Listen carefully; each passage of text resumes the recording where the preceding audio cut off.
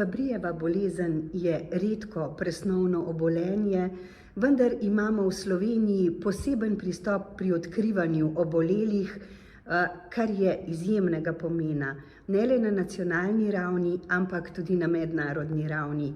Seveda pa velja pri tem vprašati tudi obolele, kaj jim pomeni takšna možnost, kaj pomeni možnost, da to bolezen, ki ima nemalokrat tudi slabo prepoznavne znake, odkrijejo že pri majhnem otroku.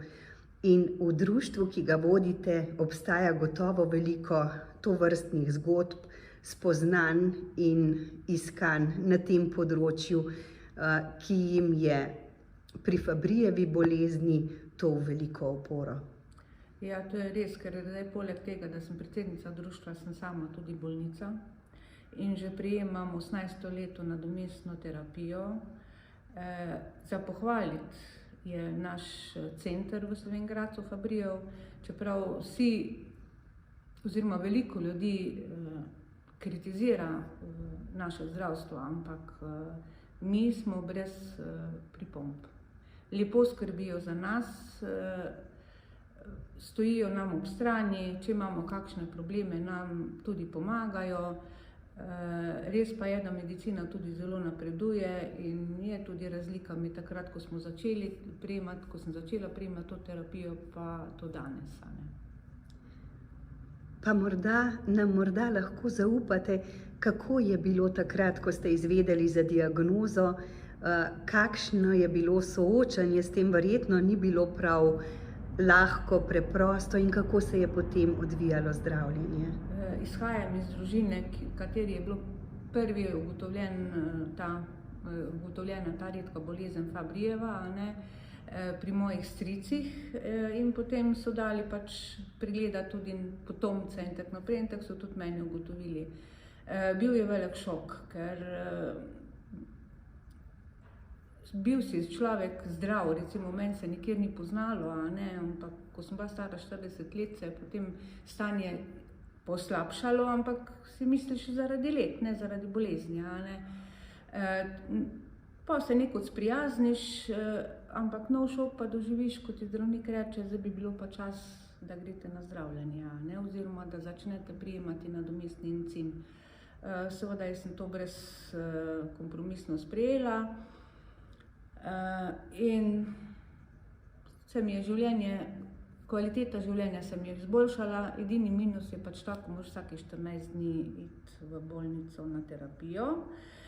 S tem, da je pa obstaja možnost, da bi imeli terapijo na domu, in mislim, da bi mogla biti to glavna prioriteta zdravstva, da nam to omogoča. Ker smo že imeli, ampak so nam vmes to prekinili. To se je zgodilo med epidemijo, če se ne motim. Pred epidemijo. Ja. Zdaj, kaj je bil vzrok, jaz o tem ne bi komentirala. Je bilo pa enkratno, ker sem bila jaz tudi med njimi, ko mi je prišlo terapijo delati na doma.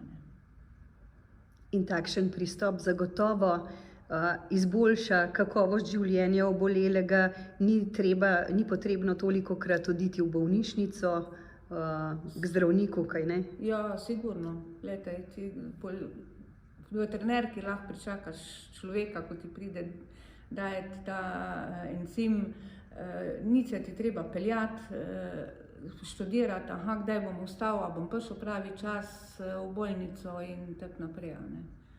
Zdaj pa jaz se ne vozim tako daleč, jaz imam 25 kilometrov, eni se pa bolj daleč vozijo in to je v breme, ker tudi terapija pusti ene posledice, oziroma recimo jaz osebno sem bolj utrujena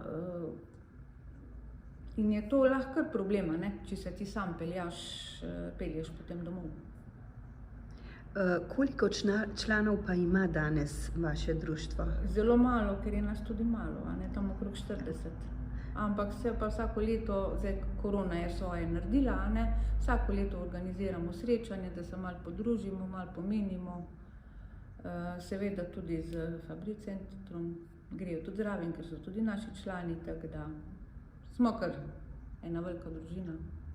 Je pa zagotovo v tem sklopu zagotovljena tudi celostna podpora in določena izobraževanja, seznanjanje z boleznijo, ki mora biti dovolj poglobljeno, da ga človek pravzaprav razume in tudi lažje sprejme. Tako, navadno ima dr. Vujkovac predavanje, pa so vprašanja taka in taka, tako da smo seznanjeni z vsem, ne.